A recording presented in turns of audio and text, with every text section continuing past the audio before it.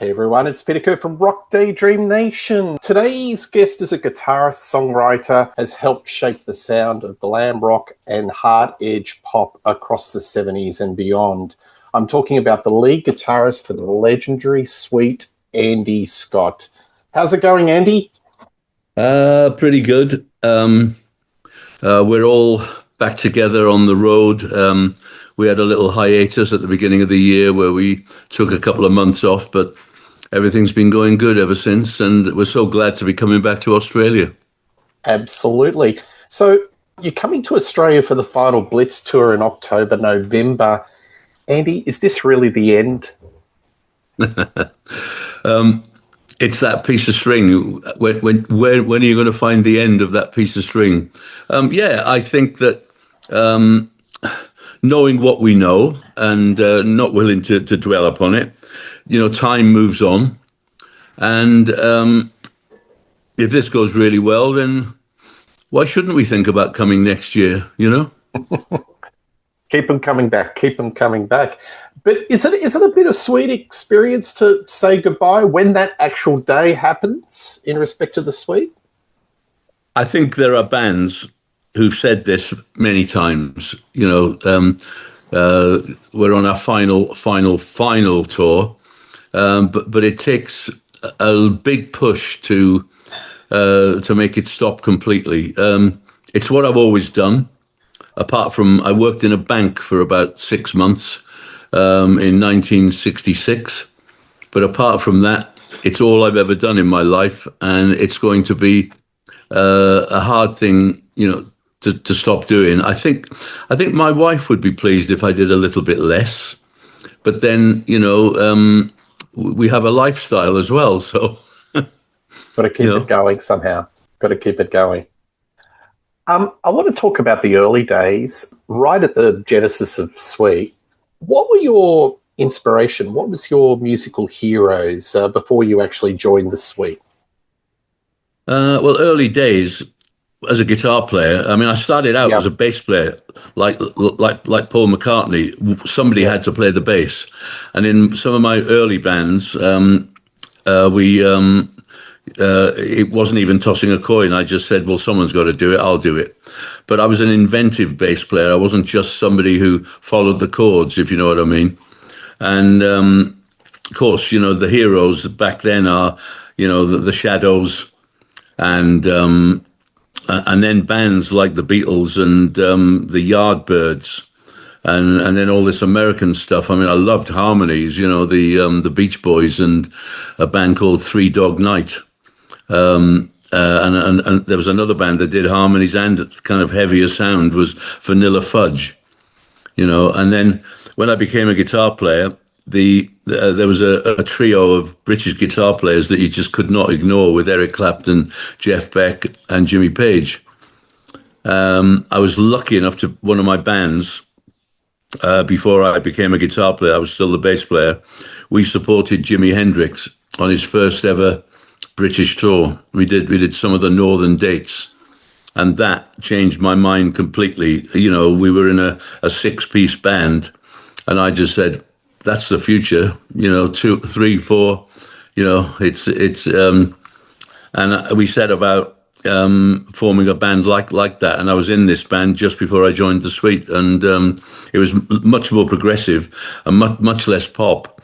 But what I've learned is, when getting new members into the band, don't look at pop guitar players or bass players or drummers.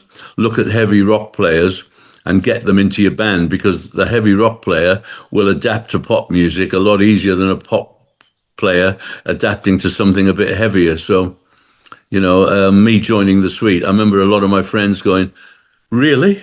And I just said, well, how old am I now? I've been at this for, I don't know, 5 years. When am I going to get the break, And the break came when I met up with the Suite, and they were all the same. They'd come through, touring and releasing a couple of singles before, which did nothing. But we had a lead singer that was probably very photogenic. And I think that kind of helped in that musical genre. But the first thing we set out to do was try and change things, and the B-sides of the records were our outlet to show that we could be something else other than just, like a 5-minute wonder, Yeah, absolutely. The chemistry in the band with Brian, Steve, Mick, and yourself was palpable. Did you get the sense of that chemistry right from the get-go when you first had your first jam or, started laying tracks? Exactly that. I walked into the rehearsal room that they'd booked. When I plugged into this amp, somebody before me had obviously been fiddling with some knobs, and my 335 guitar fed back, big whistles and everything. I think Steve Priest was lying on top of his bass cabinet at the time, and it woke him up, and then we jammed 3 or 4 songs. One of the songs was one that I'd written, and I just said to them, "Follow me," and at the end of it, you could see in their faces that here was a like-minded person, Now, Nicky Chin and Mike Chapman wrote many hits for the band, Ballroom Blitz, Blockbuster, Teenage Rampage. Why do you think that they were able to tap into the band so successfully more than any other acts that were around at that time? They seemed to really be in sync with your band. Why was this so? Well, the producer is the starting point for this. He knew the suite, and he'd used Brian on a couple of recordings. And Phil Wainman used to be a drummer in a band called Sounds Incorporated or something like that. The Quotations, actually, not Sounds Incorporated. And they used to back a lot of singers, on tours. And he had found the suite like 2 or 3 years earlier, and he remembered them when he met Nicky Chin and Mike Chapman, and he heard their songs and said, "These are cheap, simple pop songs that could be hits." And he grabbed hold of Brian and got him to sing on the original demo of Funny Funny. He then called in Brian and Mick as to do some backing vocals. This is before they'd just advertised for a new guitarist. The band were not working, but Brian told the producer that they were.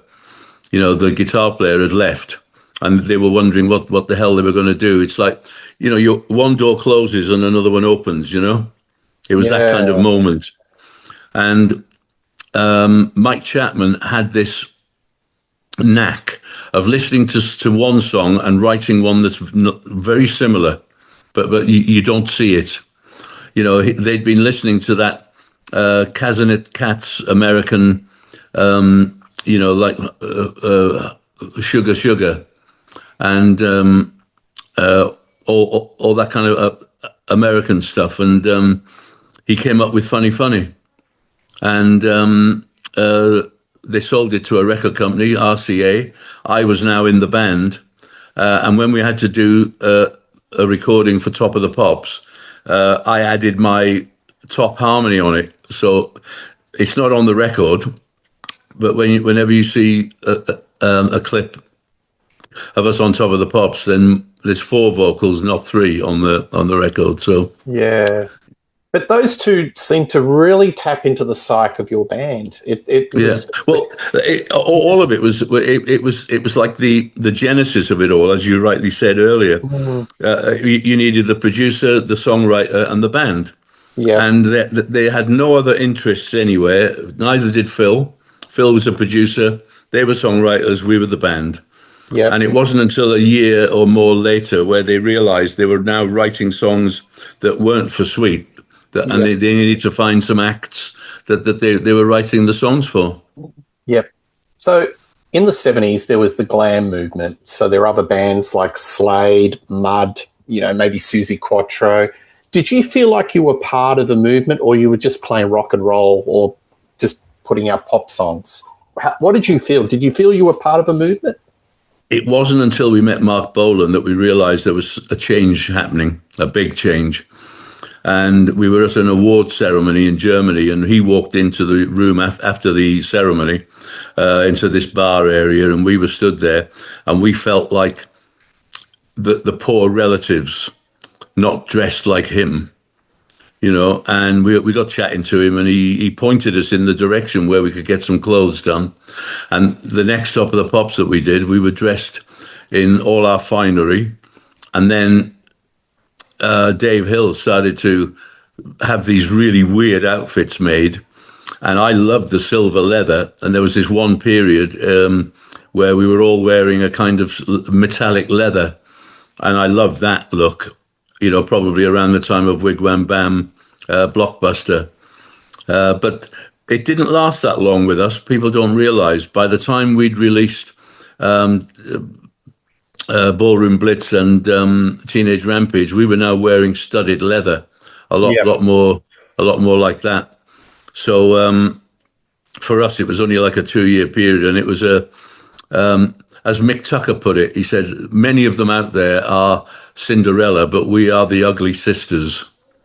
If you're looking at it in a pantomime way. And I could see that. We were making good records. No doubt. Because it gets drawn in, and I mean, David Bowie was in the same situation, but he got out quickly. He moved on from the Ziggy Stardust thing to the next thing. And our next thing was we were about to go to America, and with the leather and the studs, as you would now, when you look back, you'll see that there was a lot of American bands in the late 70s, early 80s that were looking like us with the black leather and the studs and everything. Bands like Motley Crue. So it's maybe we were, as somebody once said, with America, we had quite a few hits there and a couple of albums that went into the Billboard chart, but we were probably just a little bit ahead of the game there. Yeah, definitely ahead of your times. In the 70s, when glam was happening, deep down, would you have rather been sort of, battling it out with Deep Purple, Black Sabbath and Zeppelin than being in the pop sphere? Personally, was that deep down your ambition? You would have wanted to trade with those guys rather than being this pop area? Yeah, absolutely. We in Germany, there were two ways you can go. There was a thing called Bravo, which was a big magazine for teenagers, and then there was the magazines that went before Kerrang with the heavy rock guys. Melody in 73. Yeah, in 73, 74, Sweet appeared in both of those magazines and in both of their charts, because they used to do a rundown every year: best guitarist, best bass player, best drummer, best singer, best band. And one year, and Richie Blackmore was not very happy, but one year we topped all the genres. We each one of us were voted the best in our instrument, and the Sweet won the best band of the year, and the album Desolation Boulevard won the album of the year. So we were lucky, and of course the venues that we were playing back then, we weren't on a kind of pop circuit in Germany. We were on the big halls, usually following Led Zeppelin or Deep Purple or bands like this, and it was only in our home country. Well, look at Australia. We used to come to Australia in the 70s and play the big places. It was. But you go back to England, and you and I'm not saying this is a bad thing, but you're back to playing to maybe 1,500 people, 1,200 people. And there's nothing wrong with that, but. No wonder we looked forward to going to Germany and playing in front of 10,000 people. Well, I saw you in 2017 supporting Rainbow, and you looked like you were so comfortable on stage, and those songs were built for the O2. Yeah. Oh, yes, I remember that gig, yeah. Yeah, and... I think Richie's a fan, isn't he? David Coverdale's spoken about you. I think all those cats in Deep Purple and Zeppelin, Sabbath actually are Sweet fans. Yeah, well, that's good, isn't it? Thank you. What was the tipping point in the 70s that you've got to let you want to do your songwriting by yourself. You want to do all the arrangements, really just do it all yourself. Was it during Fanny Adams or Desolation Boulevard? Was there an event where there was a tipping point that you wanted to, just break free? It kind of came to a head in 1974 after we'd done the song The Sixteens. We just signed a new deal with RCA, and we were extremely unhappy with the way that if Chin and Chapman were going to, we only had 2 singles that year, and if they were going to still be interested in us, they would be giving us the best. And I think certain members of the band, like Mick and Steve, they got very upset when, at the beginning of the year, we released Teenage Rampage, and it was getting played everywhere. It was selling like hell. And Mud released Tiger Feet, and Tiger Feet went to number 1, and ours went to number 2, and stayed there for 6 weeks. Now, that sticks in somebody's mind. For me, it was like, well, it sold more, But I could see where this was heading. Now, I'd been playing my guitar in the control room all the way through the recordings. I didn't like being out in the studio with everybody, so I had a very long cable and was in the control room. So I was learning and seeing what everybody did. So when it came to the opportunity at the end of 74, when we didn't have a single to go next year, the record company called me up and said, there is a song on Desolation Boulevard. It's not played the right way. It's not arranged the right way, but it's a song called Fox on the Run. So we snuck into a studio that was owned by Ian Gillan. Ian Gillan had just taken over one of the big studios in London. And we went in there over a weekend, and we came out with Fox on the Run, the new version with the synthesizers and everything. And it raced up the charts, and it's still our biggest selling record ever. And I think it kind of it spelled the end of our association with Nicky and Mike. Even Mike Chapman turned around and said, "Well, I can't argue with that." It must have given you lads a lot of confidence that you can break free. And after that, Phil came to see me in my house and came with a songwriting partner of his, played me a few songs and said, I would like to continue to be your producer, and here are some ideas for some songs. And I'm afraid I politely had to say to him, it's taken me this long to get into the producer's chair. I don't want to get out of it. I'm staying where I am. Are there songs in the catalogue that you feel are underrated or misunderstood by fans or the public? And well, there were some songs that weren't hits in anywhere other than, you see, Germany. We had 9 number ones, and they embraced us going heavier. But in the UK, the BBC wouldn't play certain records of ours because it was considered.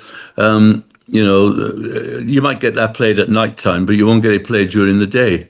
And then all of a sudden, when punk came, about three years later, they started to play all the punk things that were in the charts. And as I said, once again, it's timing. You can't be upset because it's driven by what the public want, really. Yeah, so albums like Water's Edge and Identity Crisis, do you look back at that and just think maybe it was the albums were ahead of their time and wrong time, wrong place, that sort of thing? I think with Identity Crisis, the title of the album says it all. Steve was moving to America. Mick only wanted to be in the studio when he was doing something. He didn't just want to sit around. I was left to carry the can with a lot of it. The Water's Edge album we did in Canada. Now, I quite liked, what was going on. But remember, we're in Canada. We're listening to Canadian radio where, we've got different ideas in our heads. And when we came back to Europe, the record company were kind of going, I don't know what this is, and we went into a studio in the UK and added a couple of songs, one written by a producer friend of mine, Pip Williams, a song called 60s Man, and that was considered to be the single, which got a little bit of airplay. But I think by then the UK, unless we were going to come out with something completely and utterly different, somebody once said to me, "Have you thought about changing your name?" Oh, seriously, why would you want to do that? But you guys have had two bites of the cherry in a way, because you had all the glam hits, hard rock, and then you had Love Is Like Oxygen, which was a change of pace. It was a little bit kind of radio friendly. Was that a deliberately planned direction change with that song? Well, we went to France to record the Level Headed album, and I think the Level Headed album has some fantastic stuff on it, and it's very mature. It's not like, hard rock in your face. It's got, as we say, playing that feels for the music, rather than just you've put a backtrack down, now you're going to sing your vocals on the top. It was all done hand in glove. But Love Is Like Oxygen wasn't part of the album. It was something that my sound engineer, Trevor Griffin, and I had been working on. He'd played me some piano bits. He said, "I'm working on this sort of mini rock opera." And I said, well, it sounds great, especially, there were 3 sections that he played me, which I said, that could be a chorus, that could be the idea for a verse, and that could be an intro. And I took those 3 pieces and wrote Love Is Like Oxygen from the bits that he'd given me. We were also very lucky to be working with an arranger, because we had and a keyboard player arranger, and we had some 40-piece orchestra on a couple of the tracks, and I played him the sort of genesis of Love Is Like Oxygen, and he came up with the piano bits in the verses, because the double time piano was already there and the intro was already there, and he had all these chords that had notes hanging from previous chords, and it was a work of art. And then we came up with the middle section where I said, we want to play on. I said, I've got this idea for a classical guitar, and I played him the piece, and he put some chords behind it, and we just went from there. We recorded the backing track without me having quite finished the lyrics. With the band, and he told everybody what to play. I don't think Steve was enamored of being told to play which notes, but when it all finished, he had to go put his hands up and say, "That's fantastic." It worked. It worked perfectly. Brian Connolly, he's a larger than life personality. Was him leaving the band, and did that really impact you? Because he was like the kind of the epicenter for a period of time. Yeah, I have to say, at that point, he couldn't stay in the band because of his alcoholism. Yes, but then he couldn't leave the band because he was an integral part of it. So it was catch-22. Yeah, if he left, it's no good. If he stays, it's no good. So, a decision. It was not me. I know a lot of people have pointed fingers saying, "Oh, you threw him out the band." I don't have that power. If I had that, if I wanted to do something, I would have left and started something on my own. But Sweet was my life, and it was I just wanted the best, and the music was always my part in Sweet. It wasn't the going out and meeting the fans so much, and it wasn't the flamboyant dressing, and it was the fact that we carried on making some great records, and without it we would never have become like an album band as well as a single band. So it had to be everybody, the band, the management, everybody had to have their little say and say, well, based on the facts that we have, Brian, you have to take a break from here. And I remember sending him to rehab. And when our tour manager went down to visit him, see how he was getting on, he wasn't in his room. He'd gone down the pub. So it was a very difficult time. And years later, even his family came to me and said, "No, we understand why it all went on." But at the time, they weren't very happy because their dad, the wife, you've thrown the guy who started the band out of the band. And I just said, "Well, I didn't do it. Yeah. It was a everybody decision. Yeah. Please, A group decision. Are you a what yeah." if sort of guy, Andy? Do you reflect back and go, what if Brian was still in the band? Things could have been No, different. that's negative. Yeah. We did try something though in the 80s, and that was a bit of a what if moment where Mike Chapman invited us to Los Angeles to a studio to see if the band still had something. He was starting his own record label called Dream World or something like that. It was called, or Dreamland, something like that. And we went out to LA, and when he saw Brian, he was like horrified. He said, "Oh God, he looks so old," and he did, and he was hobbling. He'd had a problem with his spine, and of course, when we went into the studio, we knocked off some backing tracks, and he couldn't sing it in the end, and that's how it ended. And as Mike said, Mike actually said to me, "You should have told me." And I said, "Who am I to not give him a chance?" Because I said I hadn't seen Brian for months.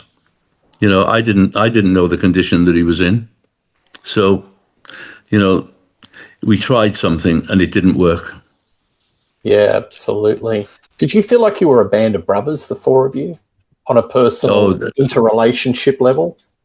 Oh, there was definitely a moment when we realised after about a year with the I'll tell you when it all started. We'd had Funny Funny and Coco, the first two hits, and then we released a song called Alexander Graham Bell. None of us really liked it. None of us thought it was a hit, and it wasn't. And that's when it started, where we need to stick together here, because if Chin and Chapman are going to be trying different things with us, we have to tell them, you've picked on a band here, and we want to root out of this. And that's when Little Willie and Wigwam Bam came up. All of a sudden they started to see that we might be looking elsewhere. And it was at that point where the band on the road, the band and the crew, we were like a little mini army. Like a battalion of about 10 or 12 people. And it had to be like that, and you protected everybody. You didn't have anything else going on. If one person does something that isn't liked by the others, you back him. Yeah. How do you feel when you in the 80s, heavy metal, hair metal? There are so many bands like Motley Crue have to be the biggest offender. You listen to a lot of their albums and you go, "Oh, that's a sweet track. That's a sweet riff." It's like you guys have been cribbed left, right, and centre. How do you feel about that? Is on one hand, do you feel sort of honoured that they're mining your material, or on the other hand, wish they'd give us a bit of credit? I think they have given us a little bit of credit, and it is a double-edged sword, whichever way you go. I've always embraced it when people have you go, "Oh yeah, he's been listening to us." But the funniest thing was when Motley Crue came to Sweden. I was in Sweden producing a band, and the guys from the band Europe came to the studio and said, "I think you should have a night off tonight. We're all going down to the ice hockey stadium to see Motley Crue." And I said to the band I was producing, "Well, I'm going to go, we'll have a night off tonight." So I went down to this place. We sat in our seats, and they were all laughing and giggling. And they started their concert with David Rose's The Stripper, which is the music we used to use as an intro. And then they started their concert with "Kickstart My Heart," which has got the Hellraiser riff. Da, da, da, da. So it was like watching a Sweet concert, and they were laughing. The guys from Europe going, "They are, told you," because they remembered 10 years before that of coming to a Sweet concert in Sweden and seeing exactly what they just did with Sweet. What do you think of the Crocus version of Ballroom Blitz? Just I like it. you like it? I like it a lot. Yeah. Yeah. We got to know Mark, the singer, and he came along on our 50th anniversary. We played the old Spandau area. It's like a big memorial area, after the Second World War, where it was a prison for a couple of those offenders, and it's now become like a memorial place where you can have events.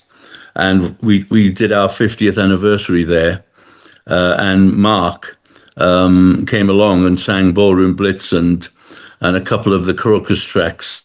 We did American Woman and a couple of others, Rockin' in the Free World. Yeah, it was a good day. What's your favourite Sweet track that's been covered by another artist? Have you got a few that? Well, I like I talk football with Joe Elliott from Def Leppard. Football's our thing, and I really like their version of Action. Yeah, Action by Def Leppard. I think they definitely mine the 70s glam, don't they? So, Good band. Out of all those bands in the 70s, you were the ones that were most likely to make it across because you did have a couple of top 10 hits. Slade, Mud, Bolin weren't as successful as you. I think what was it about you guys? Well, I think Mark had a couple of hits. He had Get It On. That went up in the charts. But that's it. He's like a one. Maybe. Unfortunately, I mean, I love Mark Bolan, and he's a mega star in the UK. But other than that hit in America, not as big. You guys sold more records. What was it about you that you, out of that group, that you were able to get a bit of success? I don't know if you could put your finger on that, you'd be a millionaire, wouldn't you? Combination of the look and the songs, I guess. It must have been. I think that the fact that we were for people with identities, there was a blonde guy, there was a red-headed guy, there was a black-haired guy, and a brown-haired guy, So, and whenever we did interviews, it was always all of us, not just one, And I remember talking to Don Powell about them going to America, and he said we played everywhere. We did gigs for nothing. We were touring all over the place, and he said, and that was just before they started having hits in the UK. They went over there, and then they came back and had some hits in the UK, and then they thought, right, we can go back to America now. And I think they went back in '73, and after a few gigs, decided that's it. We're not doing this anymore. Yeah. And then you see, a few years later, you get Quiet Riot covering "Come On, Feel the Noise." In America and having a number one with it, so absolutely. It's a matter of timing again. Yeah. So when you were in the 70s and you had a couple of hits, who were you touring with in America? Were you on a really good concert tour that got that extra exposure?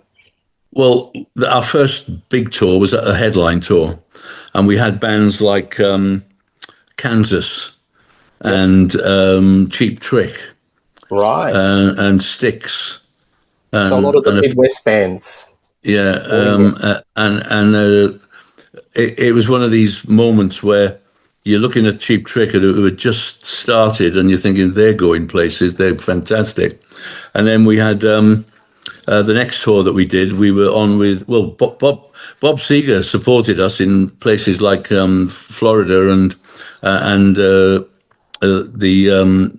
East Coast, but whenever we went to places like Detroit, we were the support act. We did a lot of touring with Bob Seger because the same record label, same package, and that did us a lot of good. It made us, how can I put it? It gave us some kind of a rota, something to follow. Instead of being here, there, and everywhere, you're now with Bob Seger. You're on the road for 2 or 3 months. We've now got a pattern to follow, and that was good for us because we could be a little bit haphazard, shall we say? Yeah, absolutely. What's your earliest memories of Australia? Because you did come out in the 70s. Was that pretty Yeah. wild, Andy? We never got to see a lot. I remember us playing a couple of nights at the whole Holden Horton Pavilions, is it? Pavilion. Yeah, Holden Horton Pavilions. Pavilion. Yeah, yeah. And then we played. There was a big hall in Melbourne. Festival Hall, maybe. Yeah, Yeah. Festival Hall. I think. Yeah, we did a couple of nights there. We did. There was a new entertainment centre in Perth. We did a night there. We went to Adelaide, but I wouldn't know where we would have played in Adelaide. It must have been a big theatre or something. Mm. And then we went up to Brisbane and did that. That was like a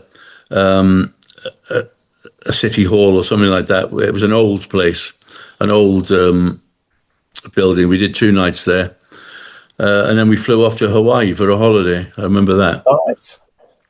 Yeah, well, researching about this, there was a bit of sweet mania. Was it like you felt like you were the Beatles? You just trapped in your hotel room, couldn't come out? There was a bit of that. Yeah, we were in the old Siebel townhouse in Sydney, and there was a lot of. I remember this is the other. This is something else that made the newspapers. We came in after the gig, and we'd asked the hotel, can we have a drink in the bar afterwards? And they said, yeah, no problem. When we got to the bar, the guy behind the bar basically said, no, the bar's closed. And he said, well, we've already spoken to the management. He said, I don't care, the bar's closed. He just didn't like us. One of our roadies, I think the crew tour manager, jumped over the bar and grabbed him and said, look, you're either going to pour some drinks now or I'm going to do it. And he complained to the manager who came in and said, look, you can have a drink, of course, but you can't jump over the bar. And we just basically said, well, if he's not going to give us a drink, it's pointless. We might as well go up to one of the suites and just order some drinks in there. Anyway, they got a different guy to do the bar, and there must have been somebody around the hotel who had an idea.